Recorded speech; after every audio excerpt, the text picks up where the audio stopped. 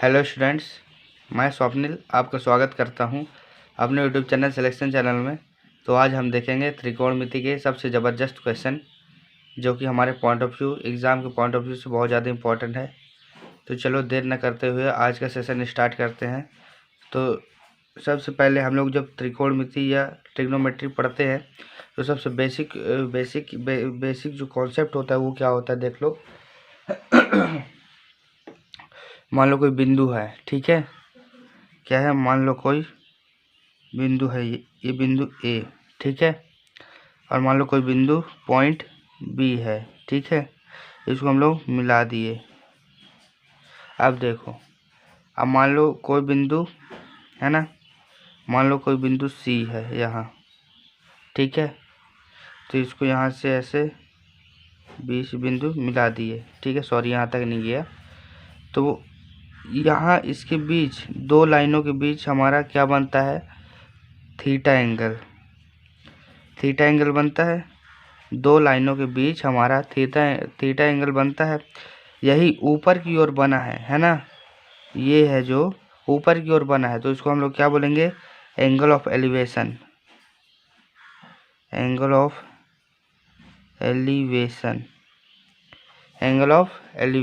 ठीक है। ऊपर की ओर बन रहा है कोण, मतलब एंगल ऊपर की ओर बन रहा है, तो इसको हम लोग क्या बोलेंगे, एंगल ऑफ एलिवेशन, ठीक है। अब यही चीज़ मान लो हिंदी में इसको क्या बोलेंगे, उन्नयन या उन्नति कोण, उन्नयन या उन्नति कोण, ठीक है, इसको हम लोग बोलेंगे। अब आ जाते हैं, मान लो एक पॉइंट है पी क्यू, ये ए बी ही मान लो, ठीक है, दो पॉइंट है जिनके नाम है ए और बी।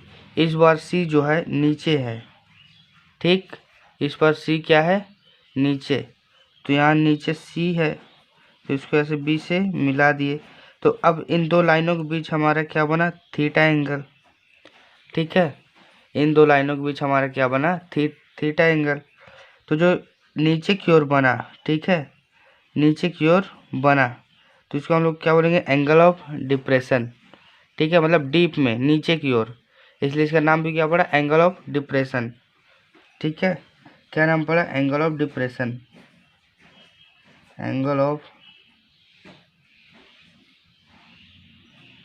डिप्रेशन, ठीक है। इसको हिंदी में क्या बोलेंगे,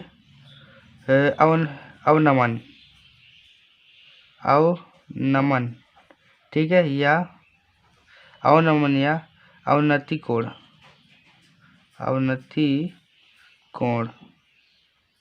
ठीक है। तो आई होप आपको समझ में आया होगा। थोड़ा देख लीजिए, इसको नोट कर लीजिए, क्योंकि आगे जाके बहुत आपको हेल्पफुल होगा इस वीडियो में। तो चलिए आज के फर्स्ट क्वेश्चन पे आ जाते, क्या कहता है हमारा, ये है आज का हमारा फर्स्ट क्वेश्चन। क्या कहता है, देखो, जब भी ऐसा क्वेश्चन मिले जिसमें हमको सिर्फ एक की वैल्यू दी गई हो और एक की वैल्यू की हमारी बात की हो, मतलब बोला क्या है, यदि सेक ए बराबर, ठीक है, यदि सेक ए बराबर 25/24 हो तो sine A plus cos A upon sine A minus sine A plus cos A by cos A minus sine A का मान क्या होगा। तो हम जानते हैं कि सेक ए, ठीक है, सेक ए क्या होता है, कॉस का उल्टा होता है, और क्या कॉस का क्या होता है, बेस बाई हाइपोटेनियस, ठीक है, बेस बाई हाइपोटेनियस। तो इसका क्या हो जाएगा, हाइपोटेनियस बाई बेस, मतलब कर्ण बटे आधार, ठीक है, क्या हो जाएगा, सेक का कर्ण बटे आधार, ये आ गया। अब देखो हमारे पास दिया है कर्ण, क्या दिया है हमारे पास, 25, ये देखो कर्ण हमारे पास 25 दिया है, और आधार हमारे पास कितने दिए, 24, ठीक है, आधार हमारे पास क्या दिया है, 24। अब देख लो हमारे पास क्या नहीं दिया गया है, परपेंडिकुलर मतलब वो लंब नहीं दिया है हमको, लंब निकालने पाइथागोरस थ्योरम से। अब पाइथागोरस प्रमेय आपको तो पता ही होगा क्या होता है, कर्ण का स्क्वायर बराबर आधार का स्क्वायर प्लस क्या हो जाएगा, लंब का स्क्वायर। ठीक है, थोड़ा देर हो सकता है लेकिन आपको मैं पूरे बेसिक चीज़ें आपको क्लियर करवाऊंगा। ठीक है, तो आ जाते हैं। कर्ण हमारा कितना थे 25 का स्क्वायर बराबर आधार कितना थे 24 का स्क्वायर प्लस लंब का स्क्वायर हमको बताना है, निकालना है। ये प्लस में तो इधर माइनस मिल जाए तो ये लंब के स्क्वायर बराबर कितना हो जाएगा 25 का स्क्वायर माइनस 24 का स्क्वायर। ठीक है, अब आ जाते हैं क्या कहते हैं हमारा, देखो ये 25 का स्क्वायर कितना हो जाएगा 625 और 24 का स्क्वायर 576। जब हम इससे माइनस करेंगे तो हमारा 15 में से 6 के क्या आ जाएगा हमारे पास 9, 11 में से 7 जाएगा क्या आ जाएगा 4, मतलब लंब कितना आ गया, लंब बराबर आ गया 7। अब 7 कैसे आया आप लोग बोलेंगे 7 कैसे आया सर, तो देखो लंब है, लंब स्क्वायर में जब इस 7 के स्क्वायर करेंगे तो स्क्वायर स्क्वायर कट जाएगा, लंब आ जाएगा हमारे पास 7। ठीक है, लंब क्या आ जाएगा हमारे पास 7। अब देखो ये आ गया तो हमारे पास यहाँ क्या आ गया, लंब 7 आ गया। अब हम निकाल सकते हैं, क्या निकाल सकते हैं देख लो, देखो हमारे पास क्या दिया है sign A plus cos A upon solution है ये कॉस ए माइनस साइन ए। अब साइन ए क्या होता है परपेंडिकुलर अपॉन हाइपोटेन्यूस, मतलब लंब बटे आधार, सॉरी लंब बटे कर्ण होता है।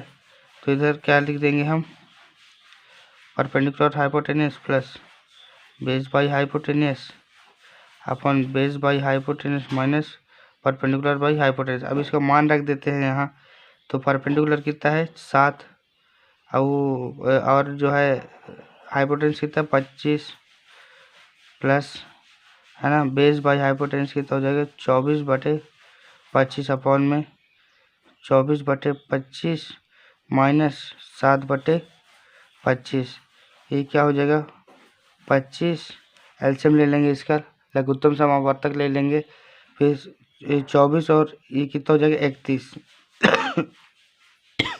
अब देख लो क्या कहता है, अब नीचे का हम लोग एलसीएम लेंगे तो 25 आ जाएगा लघुत्तम समावर्तक, और 24 में से 7 गए, 24 में से जब 7 जाएंगे तो कितना आ जाएगा हमारे पास, ये आ जाएगा हमारे पास 4 और 3, मतलब कितना आ जाएगा 17। ठीक है, 17 हमारे पास आ जाएगा। तो 25 में से 25 कट गए तो आ जाएगा हमारे पास 31/17, ये हमारा आंसर आ जाएगा। ठीक है, देखो बेसिक बताया हूँ मैं एकदम क्लियर, आप लोगों को कहीं भी कंफ्यूजन होने की ज़रूरत नहीं है, कंफ्यूज होने की ज़रूरत नहीं है। मैंने आपको डिटेल में बताया कि कैसे आता है सारी चीज़ें। आप वीडियो लेंदी होने का मतलब ये नहीं कि आपको बेसिक क्लियर ना हो, मैं ऐसे भी बता सकता था, लेकिन आपको पूरा कैलकुलेशन करके मैंने बताया है, इसलिए वीडियो थोड़ी लेंदी हो सकती है, उसके लिए माफ़ी चाहता हूँ। बाकी मैंने आपको एक एक चीज़ बताया कि कैसे क्या है, कहाँ से निकल के आया है। चलिए आज के सेकंड क्वेश्चन पे आते हैं। आज का हमारा सेकंड क्वेश्चन क्या कहता है देख लो, 1/1 cos A sec A minus 10a minus 1/कॉस ए। ठीक है, इसका हम लोग क्या करेंगे मान ज्ञात करेंगे। तो इसको हम लोग कैसे सॉल्व करेंगे, ऐसे क्वेश्चनों को हम लोग सॉल्व करेंगे। सेक ए बराबर कितना होता है 1/कॉस ए, 1/कॉस ए माइनस 10a क्या होता है साइन ए बटे कॉस ए माइनस 1/कॉस ए, ये ऐसे ही आ जाएगा। ठीक है, अब देखो कॉस ए का एलसीएम लेंगे तो हमारे पास कितना आ जाएगा 1/1 माइनस साइन ए बटे कॉस ए। अब सर बोलोगे ये जल्दी जल्दी आप कैसे कर दिए, तो अब देखो ये कॉस ए का एलसीएम लेंगे, लघुत्तम समावर्तक लेंगे तो ये आ जाएगा हमारे पास, फिर हम लोग 1 माइनस साइन ए कर देंगे। ठीक है, फिर यहाँ माइनस 1/कॉस ए, ये आ गया। सॉरी, अब आ जाते हैं, देख लो ये नीचे तो ऊपर चले जाएगा, क्या आ जाएगा कॉस ए बटे 1 minus sine A minus 1 by cos A. ठीक है, अब देखो, अब हम लोग इन दोनों का एलसीएम लेंगे। ठीक है, इन दोनों का एलसीएम लेंगे तो हमारे पास क्या आ जाएगा, कॉस ए 1 माइनस साइन ए। अब साइन ए है तो ये cos cos A cos square A minus, अब कॉस ए है तो ये ऊपर चले जाएगा 1 माइनस साइन ए। ठीक है, ये आ गया हमारे पास, आ गया। अब इसको सेट कर लो। कैसे करेंगे, देखो इसको खोल दो तो क्या आ जाएगा हमारे पास, कॉस स्क्वायर ए माइनस 1 प्लस साइन ए बटे कॉस ए 1 माइनस साइन ए। ये आ गया हमारे पास। ठीक है, अब देखो अब क्या कहता है, देखो अब ये साइन ए को इधर ले आओ, इन दोनों को एक कर लो, है ना। तो कैसे करेंगे, साइन ए ये प्लस में है तो 1 माइनस कॉस स्क्वायर ए। अब बोलोगे सर ये तो माइनस में है नहीं, तो इसका माइनस हम लोग बाहर निकाल लेते हैं। जब हम लोग बाहर निकालेंगे तो माइनस मल्टीप्लाई करेंगे, गुणा करेंगे तो -1 हो जाएगा और ये प्लस कॉस स्क्वायर है। ऐसे हम लोग सेट करना है। ठीक है, अब हम सेट किस लिए कर रहे हैं अभी बताता हूँ। कॉस ए 1 माइनस साइन ए, ये हो गया। अब देखो क्या करना है हमको, इस 1 माइनस कॉस स्क्वायर ए बराबर कितना होता है हमारे पास है, यहाँ देख लो, यहाँ देख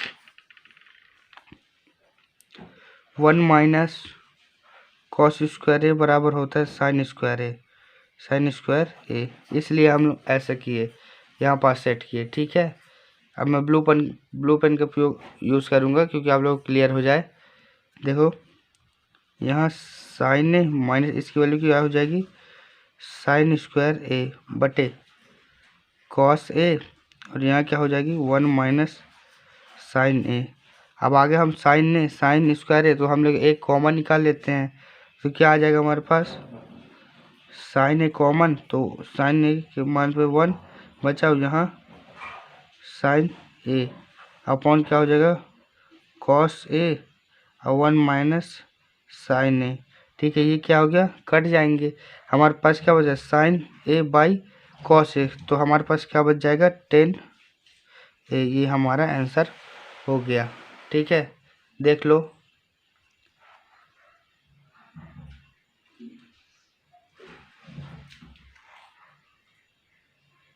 ठीक है, थोड़ा लेंदी होता है, ये सारी चीज़ों में बेसिक क्लियर करने से वीडियो जो है लंबी बनती है, उसमें मेरे को कोई दिक्कत नहीं, मैं वीडियो लंबी बनाऊंगा, लेकिन आप लोगों को क्लियर होना चाहिए। ठीक है, तो चलो आते हैं आज के थर्ड क्वेश्चन पे। क्या कहता है हमारा थर्ड क्वेश्चन।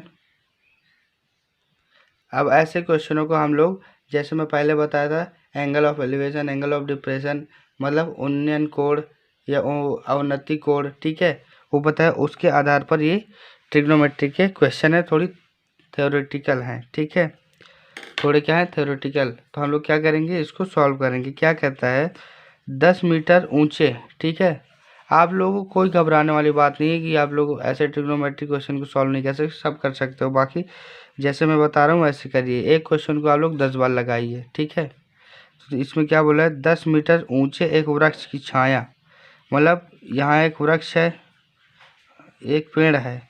ठीक है, ये 10 मीटर है, 10 मीटर कितने, 10 मीटर, एक 10 मीटर ऊंचे एक वृक्ष की छाया कितनी है। अब इसकी देखो, ये पेड़ है तो मान लो धूप पड़ रहा है तो इधर इसकी छाया आएगी, तो छाया क्या हो जाएगी ये, तो 10√3 मीटर। ठीक है तो सूर्य, ठीक है, तो सूर्य का उन्नतांश कोण मतलब ऊपर की ओर, एंगल ऑफ एलिवेशन बताना है हमको, मतलब उन्नति कोण। तो ये आ जाएगा हमारे पास, ये हमको थीटा निकालना है। तो देखो, वी नो दैट, हम जानते हैं कि, ठीक है, 10 टेन थीटा बराबर क्या होता है, परपेंडिकुलर बाय बेस, मतलब लंब बटे आधार, है ना, लंब बटे आधार। तो टेन क्या हो जाएगा हमारे पास, टेन थीटा, और यहाँ लंब क्या हो जाएगा, ये लंब क्या है, परपेंडिकुलर, टेन अपॉन में आधार क्या है, ten under root 3, ten under root 3, तो टेन टेन कट गया, हमारे पास कितना है, 1/√3। अब बताओ थीटा बराबर, है ना, टेन थीटा बराबर, अब ये टेन थीटा में इसकी मान कहाँ तक होती है, जो होती है टेन 30 में, टेन 30 डिग्री में, है ना, इसका मान होता है होता है। सब देखो ये थी, ये टेन को इधर ले जाएंगे तो थीटा बराबर टेन, और टेन इनवर्स हो जाएगा, और ये टेन 30 डिग्री। और आगे हम लोग इसको सॉल्व करेंगे तो कैसे हो जाएगा, देख लो, टेन 1/इनवर्स में है तो 1 आ गया, और ये टेन 30, तो टेन टेन कट गया, तो थीटा हमारे पास क्या आ गया, 30 डिग्री। यही तो हमको निकालना था। ठीक है, कितना इजी है ये, है ना, कितना इजी है। मैंने आपको एकदम नॉर्मल बताया कि कैसे करना है इसको, एकदम बेसिक से। ठीक है, तो आई होप मेरी वीडियो आपको अच्छी लग रही होगी, पसंद आ रही होगी। अगर मेरी वीडियो आपको अच्छी लग रही होगी तो इसको लाइक शेयर सब्सक्राइब जरूर कीजिएगा। चलिए आज के चौथे क्वेश्चन पे आते हैं। क्या कहता है हमारा चौथा क्वेश्चन, आज का हमारा चौथा क्वेश्चन ये है, क्या कहता है, यदि किसी मीनार के पाद बिंदु से, मतलब एक मीनार है, मतलब एक खंभा है, खंभा भी मान लो, मीनार मतलब घर होता है, बहुत ऊंची ऊंची बिल्डिंगे को बोला जाता है मीनार। तो मान लो एक मीनार के पाद बिंदु मतलब नीचे की ओर, नीचे से, है ना, ये नीचे पाद बिंदु से 30 मीटर दूरी धरती पर एक बिंदु मीनार के शिखर से, है ना। अब ये है पाद बिंदु, अब यहाँ धरती का एक बिंदु है, तो इसको हम लोग मिला दिए तो कितना आ जाएगा, 30 मीटर। ठीक है, तो बोल रहा है यदि किसी मीनार के पाद बिंदु से, ये पाद बिंदु से 30 मीटर दूरी धरती पर एक बिंदु से, 30 मीटर दूरी धरती पर एक बिंदु से मीनार के शिखर का उन्नयन कोण मतलब ऊपर की ओर, है ना, एंगल ऑफ डिप्रेशन, है ना। तो ये क्या हो जाएगा, ये, है ना, ये हो जाएगा उन्नयन कोण 30 डिग्री का बनता है, मतलब ये क्या बनता है, थीटा 30 डिग्री। तो मीनार की ऊंचाई बताना है, तो हमको क्या बताना है, मीनार की ऊंचाई, मतलब ये बताना है, हाइट। ठीक है, हमको क्या दिया, ABC। ठीक है, ये हमारे पास दिया है। तो देखना है हमको परपेंडिकुलर बाई बेस क्या होता है हमारा, हम जानते हैं, क्या जानते हैं, हम जानते हैं कि टेन थीटा बराबर परपेंडिकुलर बाई बेस, मतलब लंब बटे आधार। ठीक है, लंब बटे आधार कितना आ जाएगा हमारे पास, लंब क्या है h, आधार क्या है हमारे पास 30 मीटर, और ये 30, थीटा की जगह पर क्या है 30।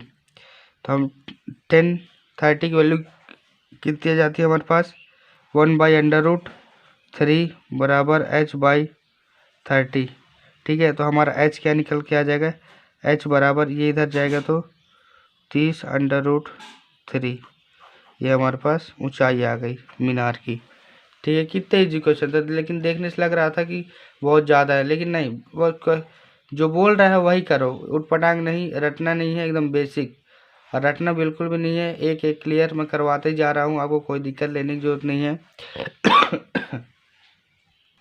तो आ जाते हैं आज के आखिरी क्वेश्चन पे। क्या कहता है हमारा आज का हमारा आखिरी क्वेश्चन और लास्ट क्वेश्चन, क्या कहता है कि देखो, एक मीनार के आधार से 100 मीटर दूरी पर स्थित एक बिंदु, है ना, मान लो एक मीनार के आधार क्या होता है, नीचे की ओर, है ना, एक मीनार है, मान लो ये एक मीनार है, उसका आधार यहाँ है, आधार से 100 मीटर दूरी पर स्थित, मतलब ये 100 मीटर की दूरी है, 100 मीटर की दूरी, है ना, पर स्थित बिंदु से, एक ये बिंदु है, शिखर का उन्नयन कोण मतलब ऊपर की ओर, उन्नयन कोण 45 डिग्री है, 45 डिग्री है।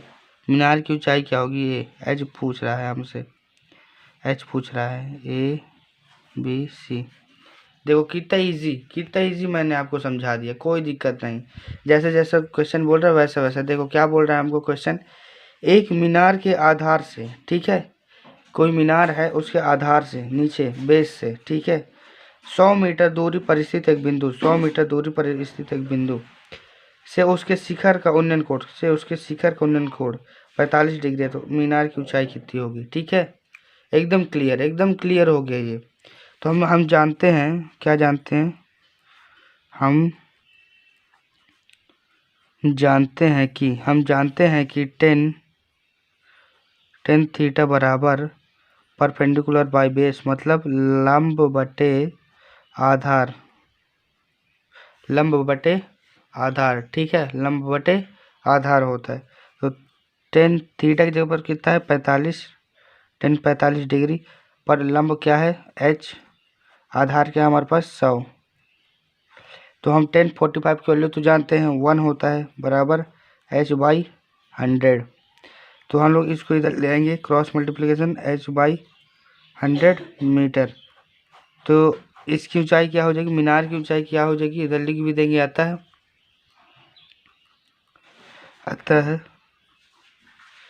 मीनार की